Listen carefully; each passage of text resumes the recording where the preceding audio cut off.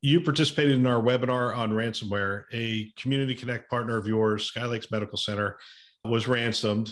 And we had 4 people on that webinar. So a lot of times when that happens, you only get about 10 minutes to talk. And I'd like to expound on that experience a little bit more with you. We'll start with the phone call, which I guess is where this starts for Asante. Talk about that night, getting that phone call, and what your response is immediately following.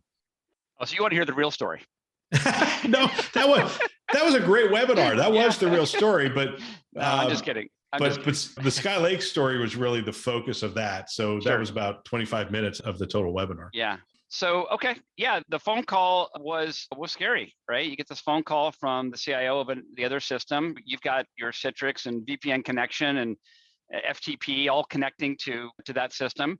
And they call and say, hey, we've been hacked. We don't know exactly what's going on. All we know is this thing called Ryuk. I hadn't heard of Ryuk before, so I'm like everybody else Googling this as I'm talking to the CIO, trying to figure this out. And my biggest concern was the time delay. So there was between infection and expansion of the infection, and our phone call was somewhere around 6 hours. And so I was very concerned about that. So I pulled my team together. We immediately cut ties and then began an introspection, essentially looking to see if we had gotten infected by this. Well, at the same time, my team is looking at Ryuk, really trying to understand the nature of Ryuk and trying to gather more information. So we're gathering information while at the same time we're looking at our internals to see whether we have any infection.